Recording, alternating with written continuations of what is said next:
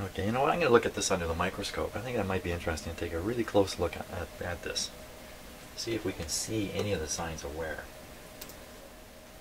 Okay, well, it took quite a long time to get such a large item set up under the microscope here. But, you can kind of see the wheel coming up right in there, and we're going to take a good close look at the surface here. Not so sure we're going to determine anything. So there it is.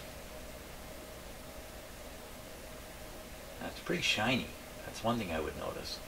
The light is shining off it pretty easily. Let me just adjust the light. Get the light to just come over the surface. So now what's it supposed to look like? I think it should look a little blacker. I don't think it should be so reflective. I think the reflective surface indicates some polishing has happened on this rubber. So I'm going to grind this guy down a little bit, and we'll put it back under here and take a look at it. I'm afraid I can't really rotate it. I'll give it a try here, but I don't think I can really rotate it, but I doubt it's going to look any different anywhere else. Some cracks on the edges there. So we are looking at a relatively good one here.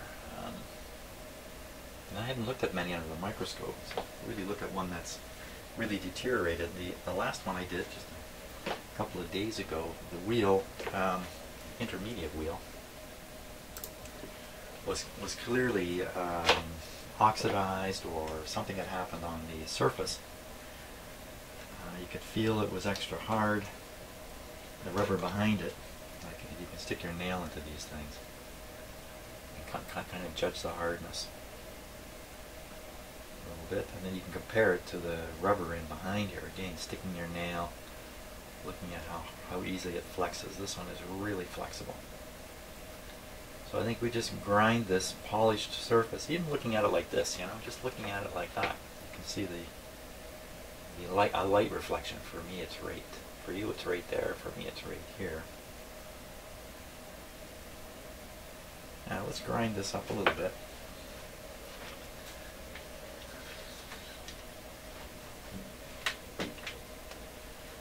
And we'll see if that makes a good difference in the traction. It can't hurt as long as you do it right. So the last one of these, what I usually do is I usually put a screw and a nut through the hole there, and then put the screw into my drill here.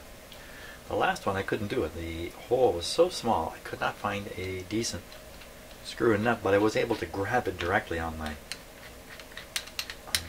drill here. But this one, not going to happen. It's not going to grip. I got to find the screw, the nut, and do it the usual way. Shouldn't take too long. This one's got a more standard size shaft. They call that shaft opening. Okay, as luck would have it, the first screw I've grabbed here is going to do it.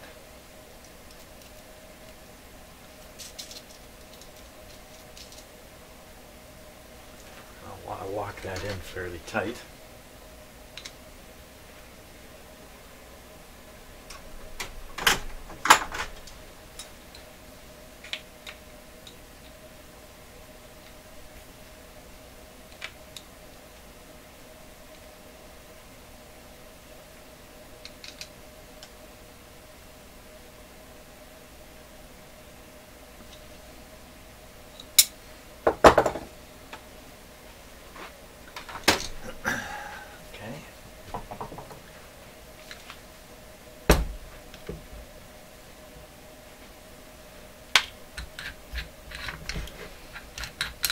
Probably if you have better tools, like a grinding wheel and stuff like that, you might figure out a better way to do this, but I find just using my drill here is pretty good. Yeah. Good. Now we'll grab the file. Sometimes I do this with sandpaper or emery cloth.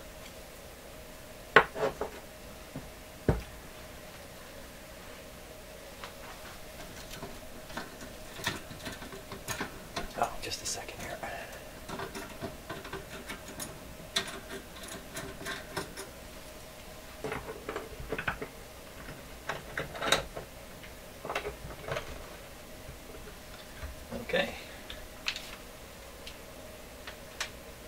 away we go.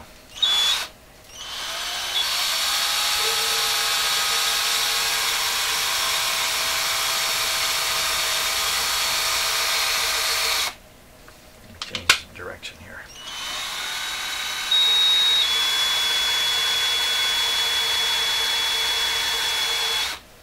So I'm looking for some debris to show up. Some of these, a big pile shows up right away as you grind off the really ruined rubber on the outside.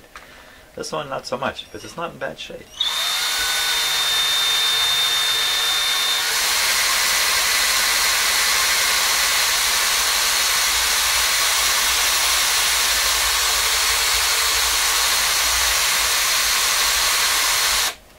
can almost feel its rubbery grip increase.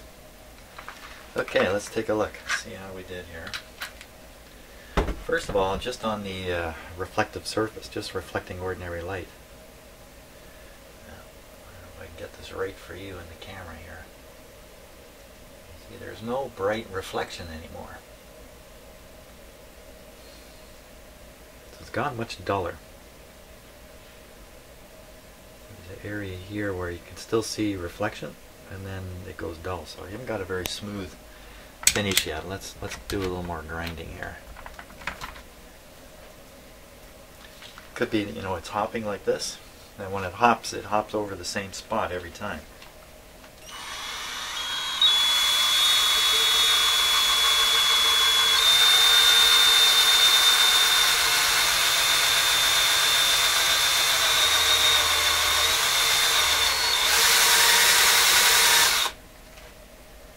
There's nothing coming off it. Okay, that might be enough right there. See if I can get it back under the microscope here. Okay, let's take a look here. See what we got. Well, it definitely looks very different.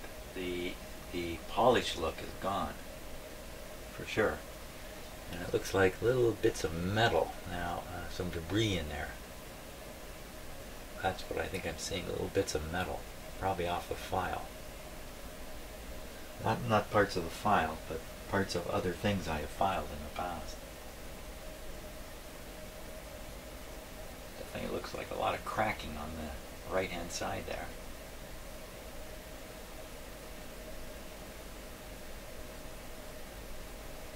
Well, I mean, you can't make these things brand new. That's not what's happening here.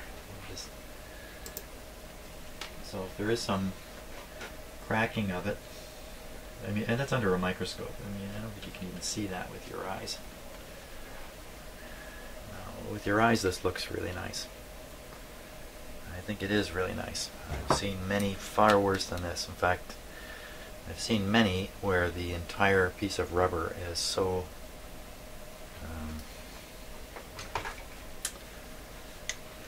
ruined. I'm not sure. I'm looking for the right word for it.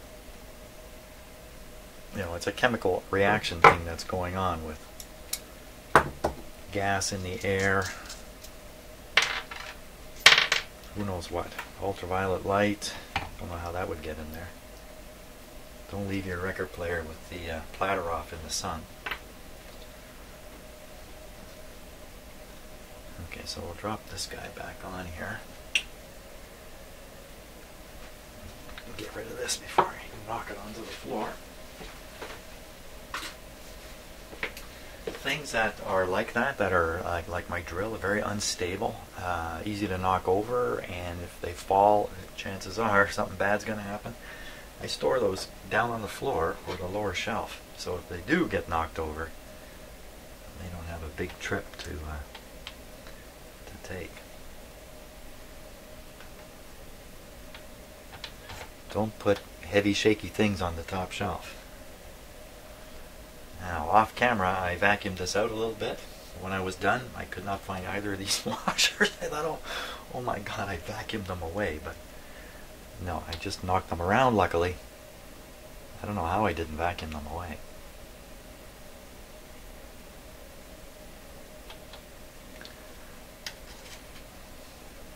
I have a very special spot in my shop. There's nothing special about it, it's just a spot for putting these little clamps little E-clamps, as they are known. Nothing else goes in that spot, just these guys. Now, the magic of putting it back on. So the trick I use is I just squeeze them on with my pliers, but I do it really carefully.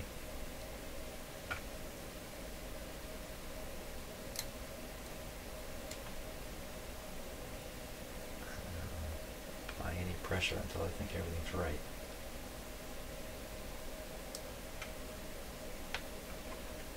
My pliers has a bit of magnetism. It's not helping.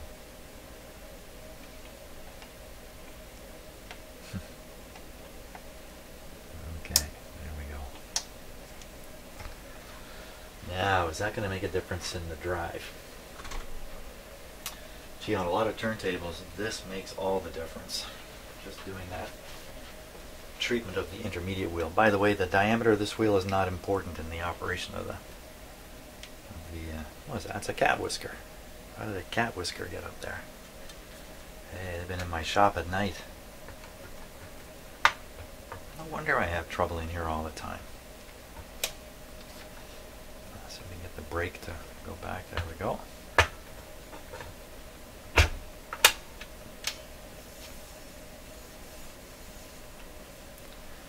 Okay, let's give it a go. Power on. Still on restricted power. Reject. I have to hold this here long enough that the mechanism turns on the turntable and takes over. That looks a lot better. Whoops, I let the arm go, so it'll shut off now. Doesn't that look a lot better? Now, something you can't tell that I can certainly tell, I have my hand on it here. This thing is humming like crazy. This has just got a huge low vibration in it. There's a good chance that's going to come out the speakers. I don't know how we can isolate that. I probably shouldn't have done that. Okay, so I'll be the record this time. The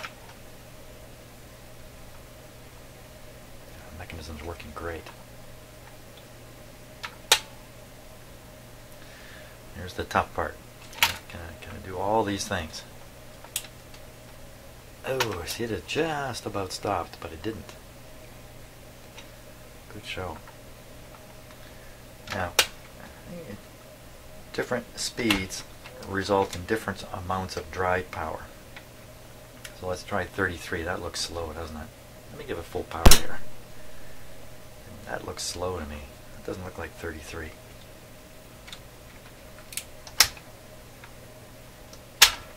know what? I think that's 16. That looks like 33. That looks like 45. I think the whole speed thing is off here. So we'll put on 33, which is 16, which is really slow. Can it do it?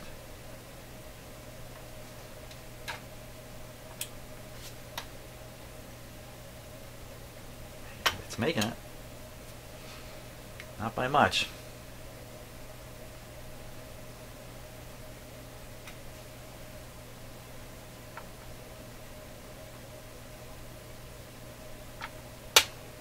This time we'll let it think the records are gone.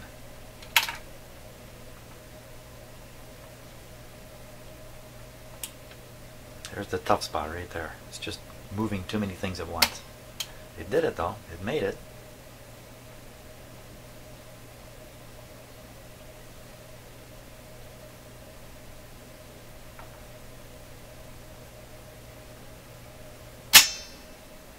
That ding is the brake shoe hitting the rim.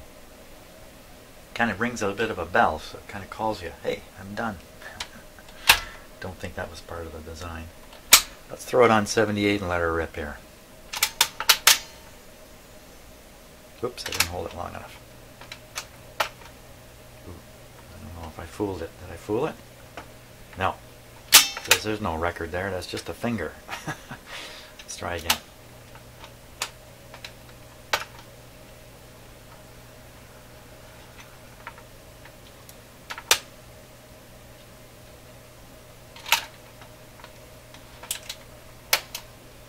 just the coolest thing, isn't it? Now, on some turntables, you just tell it what size record you're playing.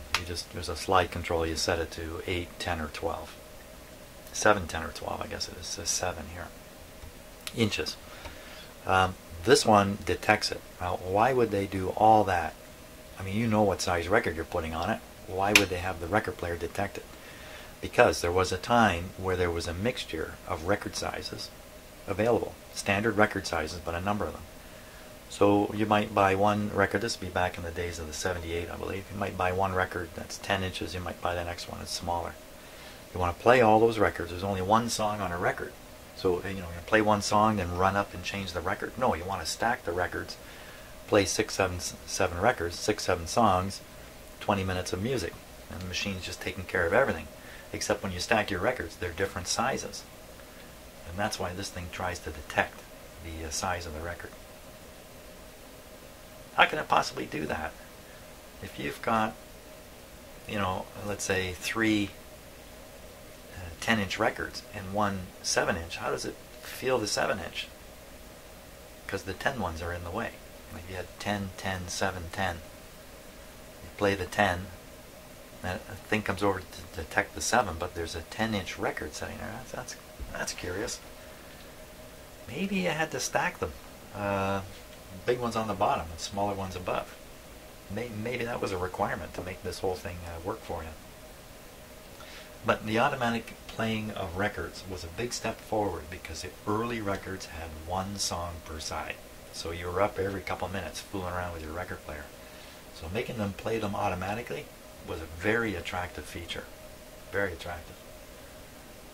Later when the micro groove came in and records played 20 minutes on a side, not so important, and that's why, for instance, my turntable that I use is completely unautomated. It's completely manual because it didn't matter so much anymore. Now, what about the speed thing? Let's see if we can sort out what's going on with the speed thing here. And the more 78 records I play on these very nice record players, the more I realize the quality of sound. Oh, that was the platter falling off. The quality of sound, I'll just leave it there, was much higher than I would have imagined. When I get this done, this is an early 50s, 1950s machine, and the amplifier. When I get it done and put it all back together, I'm sure we will all be blown away by just how good it sounds. Especially if you put a modern record on it, of course, but even the old records. It's almost like that movie thing. When you watch old movies and you see the people walking around and they're moving fast like this, that's not how those movies looked when they were viewed back then. Back in the 20s, the players were slower. The frames per second was slower. But then later they came up with a faster frame per second, looks nicer on the eye. And then what would happen is people would only have the faster players, the faster projectors. So they'd play the old film on the newer projector, and you get that fast-looking thing. And, me as a child, and probably you too, have seen so much of that. You start thinking that's the way it looked back in the day when people went to the theater to watch movies. They'd see these people going around about 50% faster than they should. Because there was no sound, no voices, it really it didn't matter. Obviously, once the voices came, you couldn't play an old film. I don't know if the old ones even ever had sound on them. Probably just the newer speed. So there you are. What was I going to do? Forgot what I was going to do.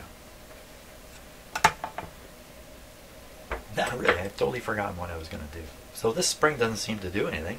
It's just hanging here. I'm going to guess it's an alternate spring to this. I don't know. I don't know what to think of it.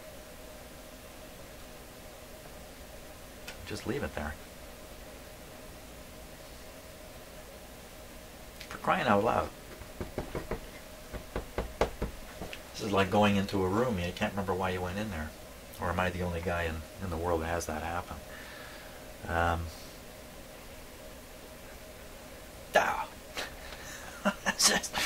Let's flip it back over. Maybe this will remind me of what it is I'm trying to do. Oh, that's right, with the speed problem. That's right. Hey, thanks for reminding me there.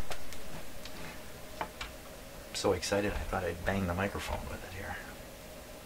Okay, speed control. Where's the lever? Here. Here it is, speed control.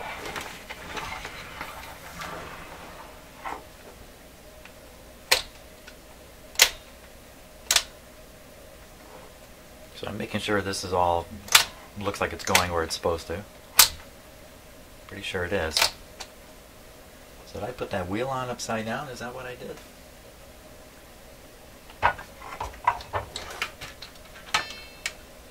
That's probably what happened. I probably put the wheel on, the intermediate wheel upside down.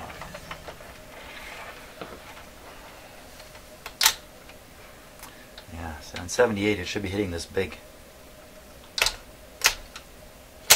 16 is just catching the top.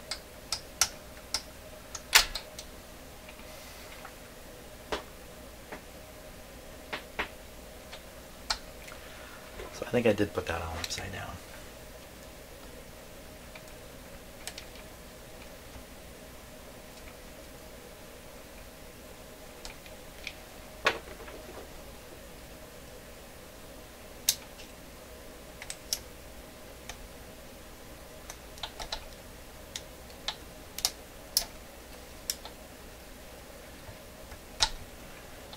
Almost. I just don't want it to fly out and disappear. I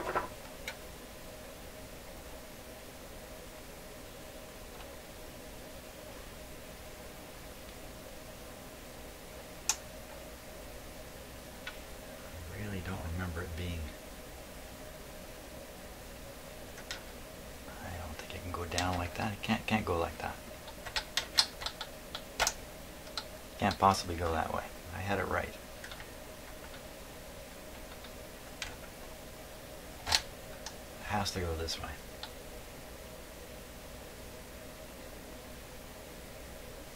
There's probably an adjustment on this somewhere.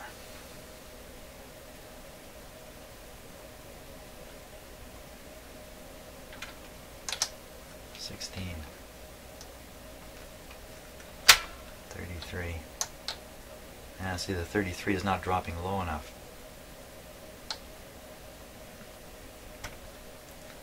Yeah, let me snap this back on and we'll look for some kind of adjustment on this, but I doubt there is one.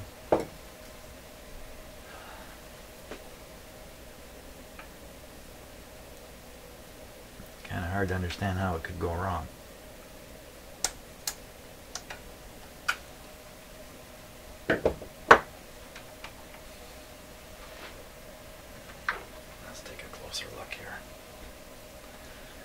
My camera looks a little different. It's no longer got blue tape all over it. The electrical tape just drove me nuts. It was all going gooey because this camera warms up and the tape just went all gooey yucky.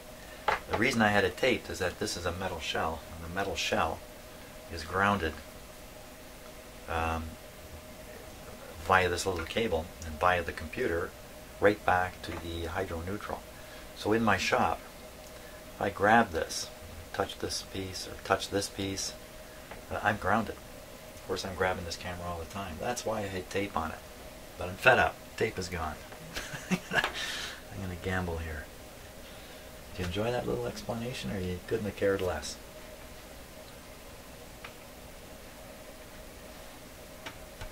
Just want to put this where it can sit and not get mixed up in the mechanism. There we go. Hey, that's a great shot there. How about that? Except it's out of focus. Moment, I'll take care of that. Here we go.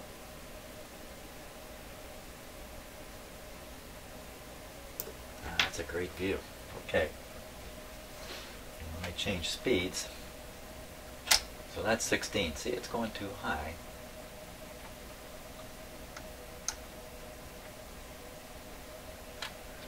You see, 33 is still hitting 16.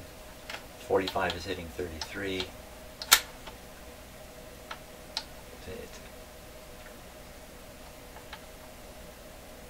That's holding it up.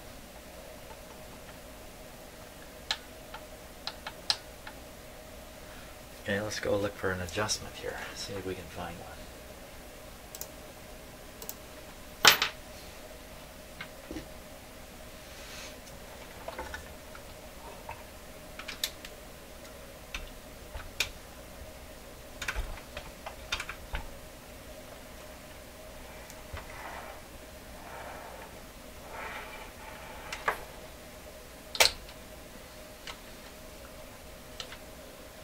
Sometimes things like this get out of position because these rubber mounts shrink, and then the motor and anything else connected to it hangs in the wrong place.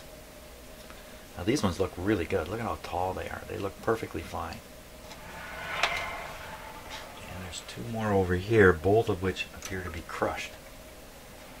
And I'll show you that a little bit better view here. So here's a good one. Okay, and here's a bad one.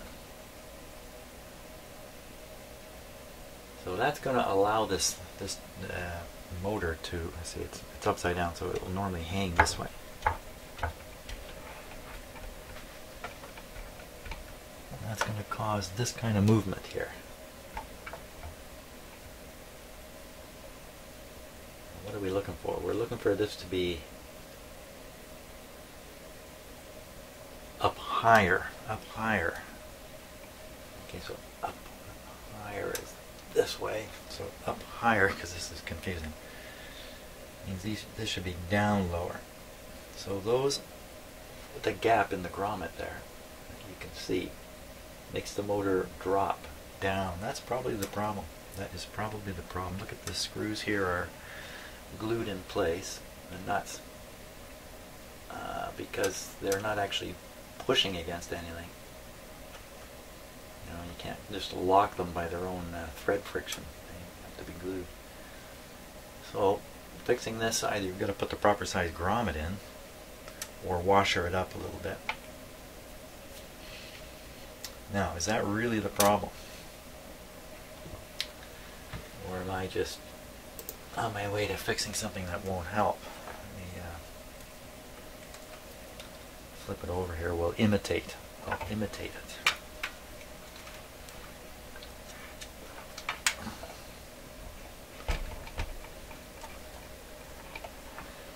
Okay, I'll take a close look again because I like that view too.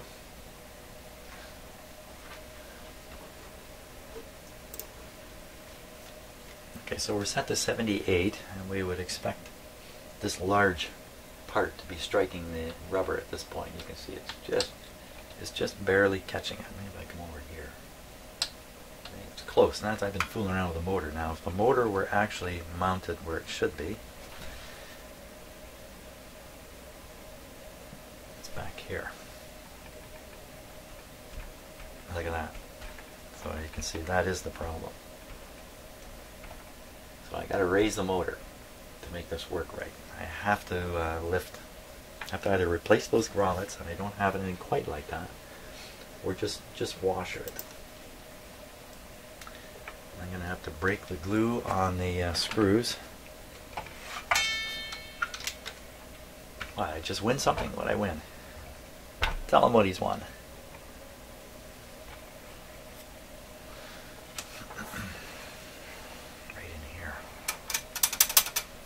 Of course, it has to be in a difficult to get to area. Now, is there another alternative here? Is there some other tricky thing I can do?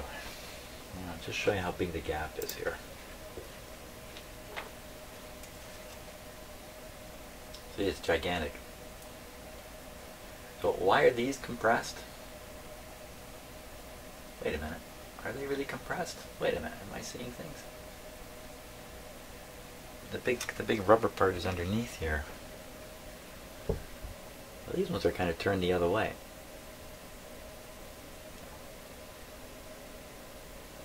See, there's a little bit of compression underneath there. That's what's carrying the weight. It's been basically this is upside down. So you have to imagine the weight of the motor's been, just the weight has been pushing on these rubber parts here. Let's see if we can get a little better light in there.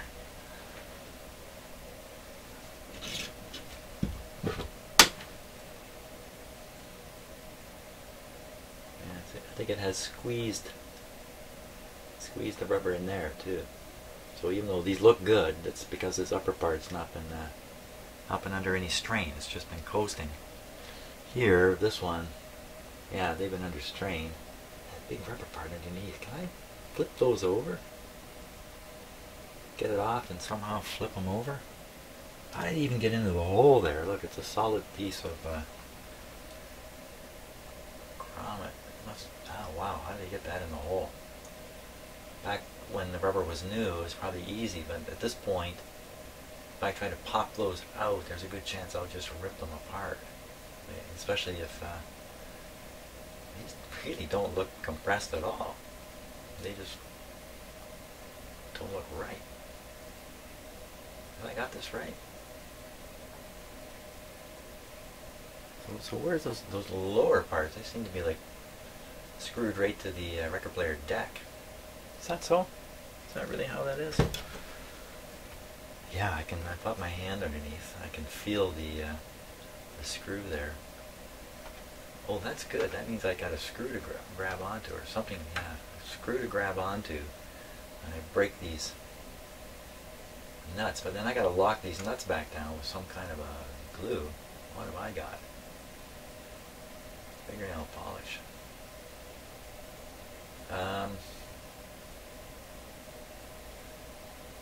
The easiest thing is to shim them with another washer. So I think that's what I'm going to do. That's my option here.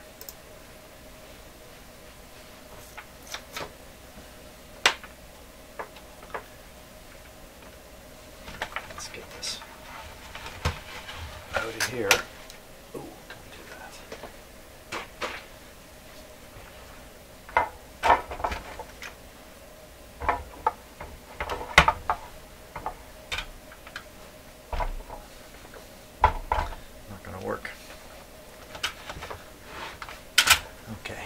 Sure this is nice and steady on the stand.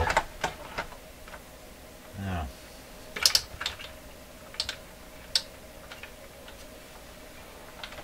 so the one screw is exposed under here. The other screw is hidden under the intermediate wheel.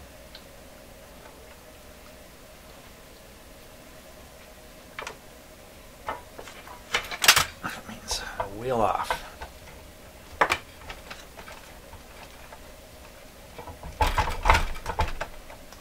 Wheel off again.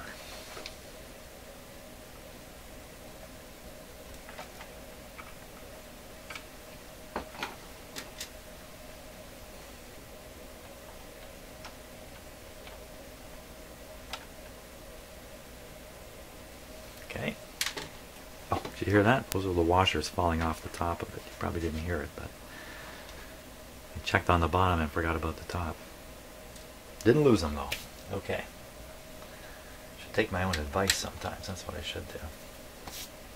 So I think it's got to be this screw here and this one here, I think. This screw, no, this screw and this screw.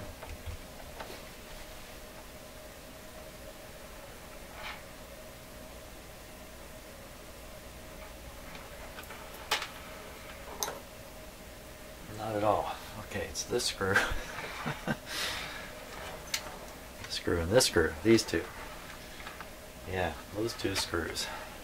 Okay. So I'll get a grip on the nut down here.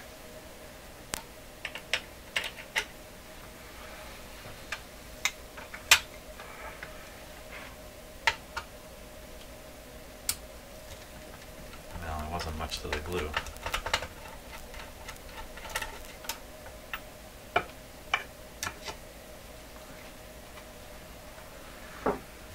The other one.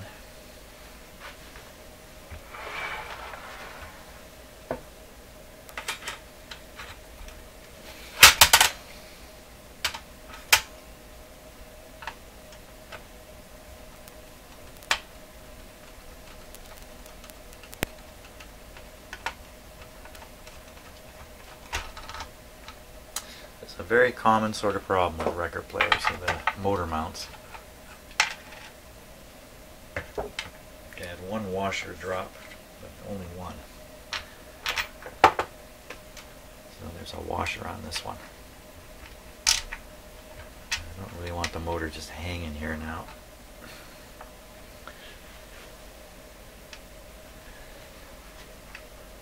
I'll stick my handy dandy motor holder under there.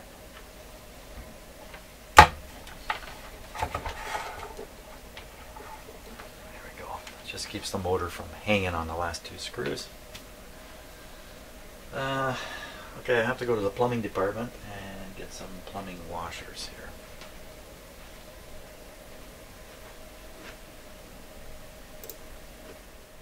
Now, like that, I was on my way to the plumbing department and I just stopped at the electrical junk box and found these two. They're either cork or something like that.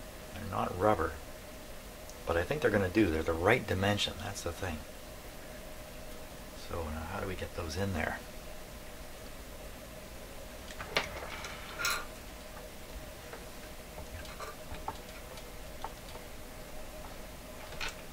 Let's see how we can do here. See what we can do.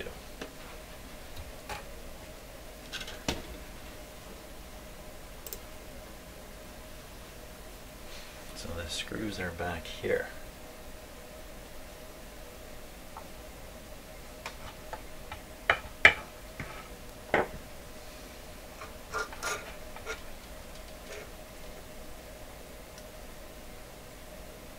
That's the spot up there.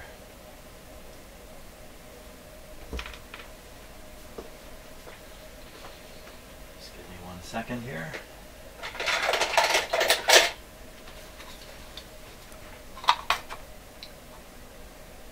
There they are.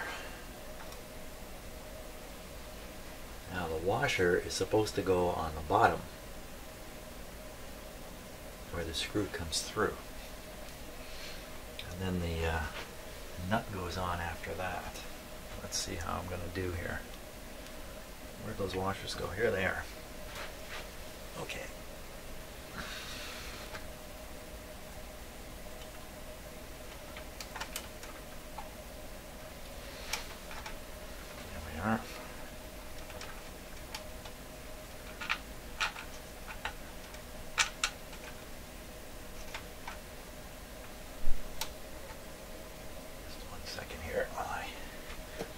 Put this on my big screen so I can join in the fun, the video fun.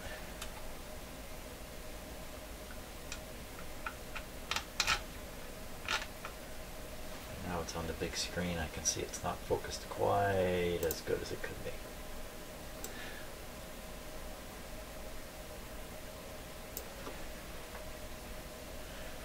Okay. The motor up.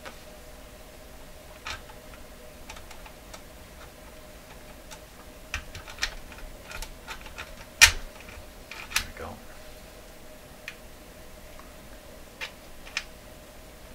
Oh, the brass ring has slipped down on the one. Now, what are the chances I can put on this washer here? Oh, you can see that spare spring sticking out there on the left. What else can you see in there? Okay, so I got the washer on. I'm going to get my finger all the way in there and hold it.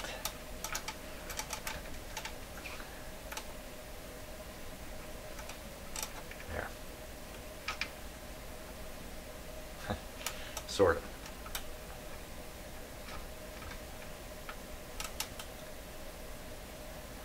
Now I got to put the nut on there. That sounds like a easy thing to do, right?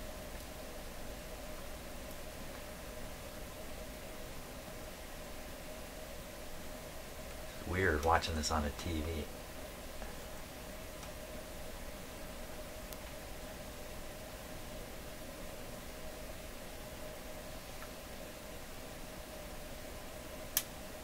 Well, that was me dropping it, wasn't it? Okay, let's just carry on with the other one.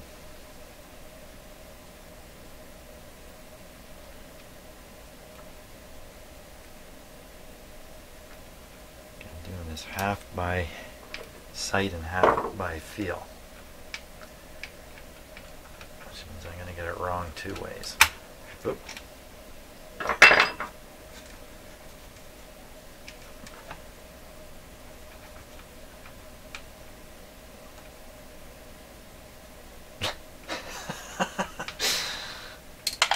I'll call that a failure of the major sort. Now I got to shake out these nuts and stuff. Oh, they came out. A lot of stuff came out. What all came out of there? 2 nuts, 2 washers, and 1 of my replacement washers. So that didn't go so well.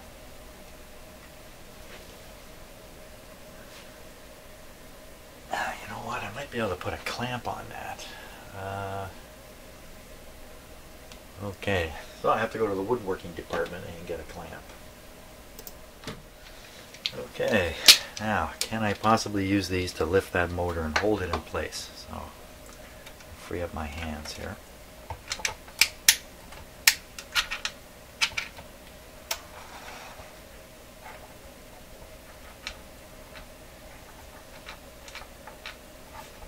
I think I can do it. Let's see.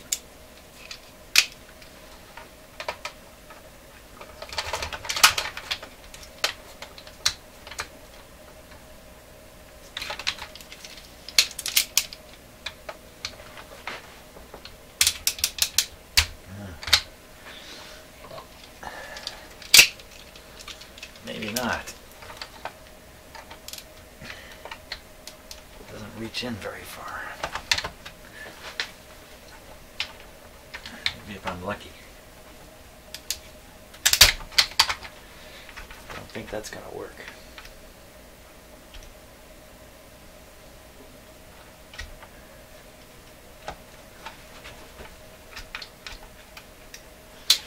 Okay, another way is going to be to get a better motor holder upper.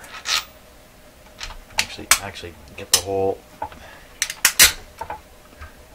weight of the machine on there. It's a little too big.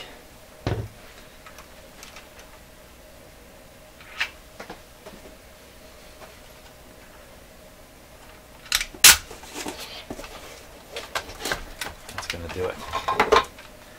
That will do it. A little more awkward to get my hands in there. Okay, and we repeat the process here.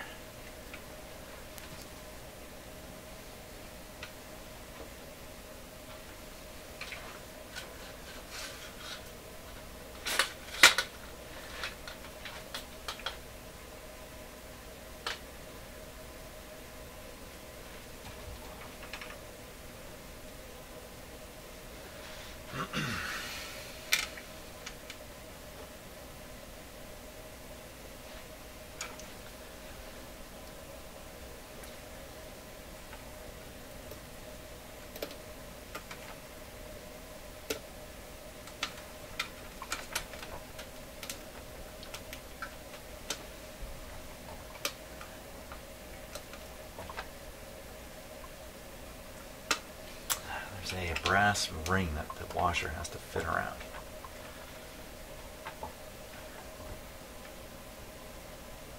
Wow.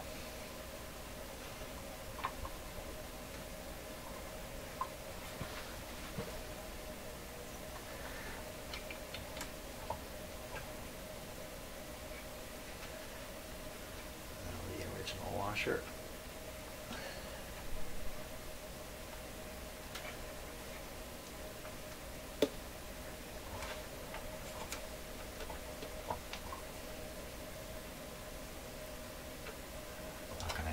That's for sure.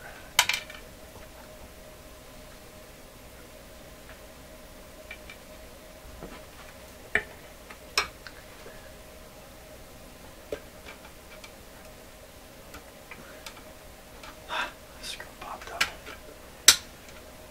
Once again, I need 3 hands to do this.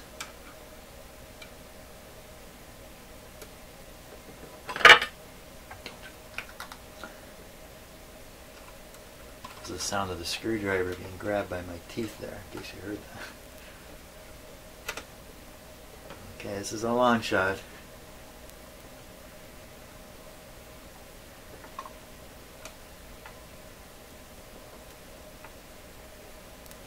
cross thread. Ah! It's a long shot because this thing's going to rotate in these pliers. That's not the right plier to use. What about my big honkers here?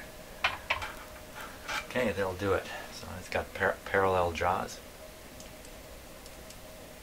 So it'll hold a hex nut firmly. Bit of an angle. It's a big tool though, it's really not intended for this kind of stuff. Oh, now I gotta get the little metal washer. I'm just gonna stick it right on top like this.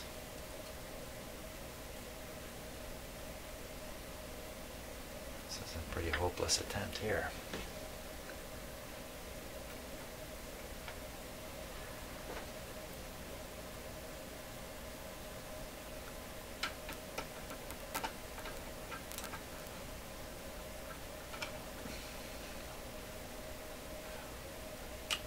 Screwdriver in the wrong screw, would you believe it?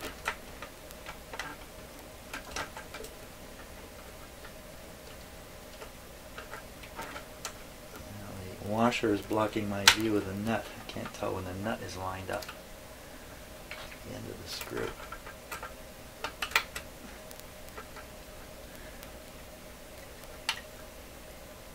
But would you know it? I got it. How do you like that, eh? Once we get one in, we're way ahead in the game. Hold on, don't everything fall apart. Just want to snug this down a little bit.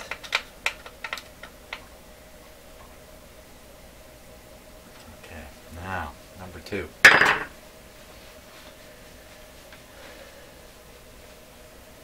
Okay. I can't get this big tool in on number 2 at all. But it should be easier than number 1. I don't think I can get that big tool in there.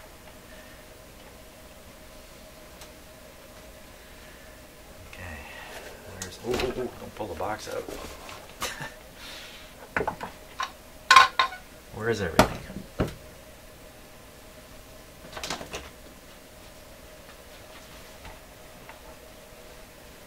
there was one washer missing. Where to go? Under the box. No. Who took one washer? Was just here a second ago.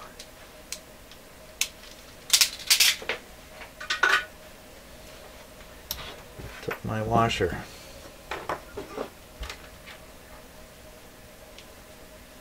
Okay, I gotta hunt down the wandering washer here.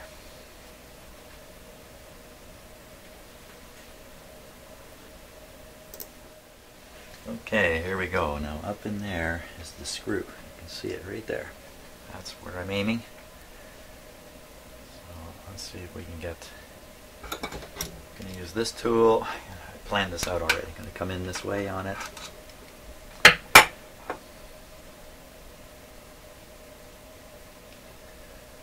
Just thinking about which hand to do what.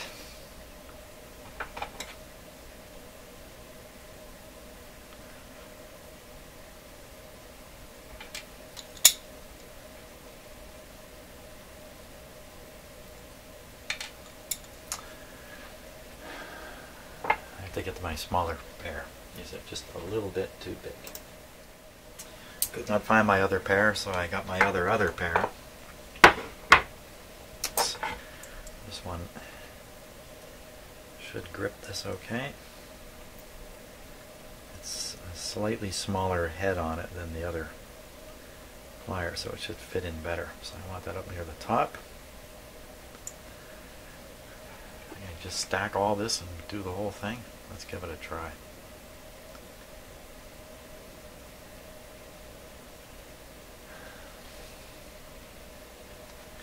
Screwdriver's handy.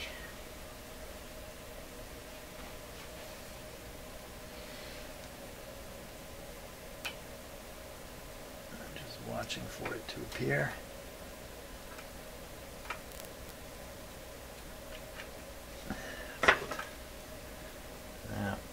Luck be with me.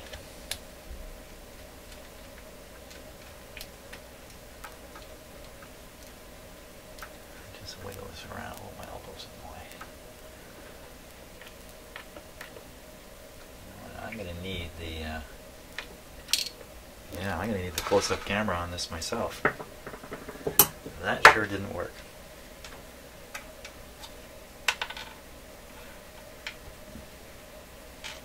Hey. There we are. Okay. Let's get the other camera going here.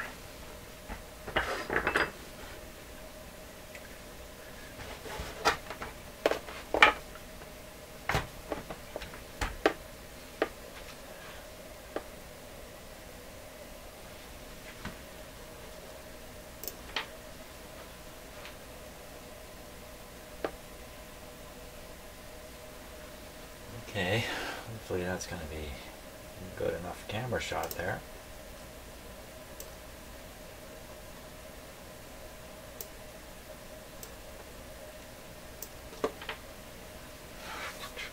Okay, I'll stack everything up again on my pliers.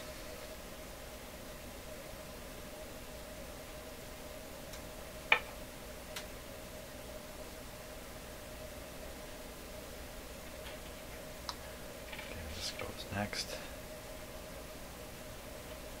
and then this.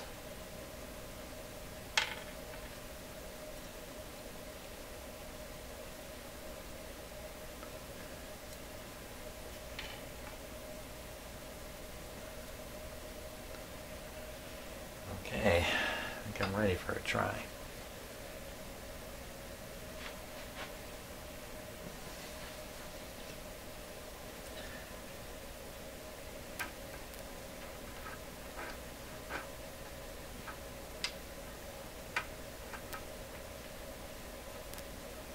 The tool's getting it under there. Oops. Don't think we're getting what we want here.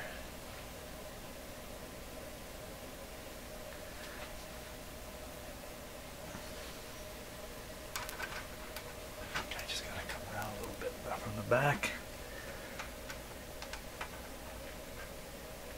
There it is. Okay, now get the screw going. What was that? Something just fell off.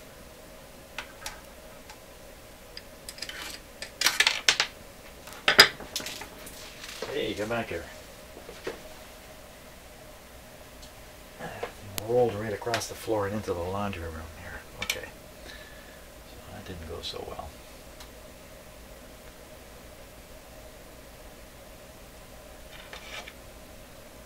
Get the order right.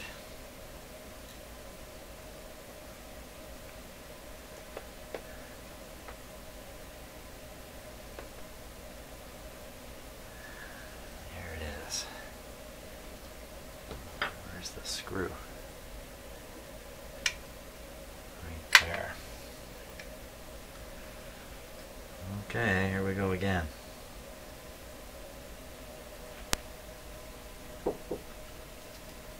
Just 1 second here.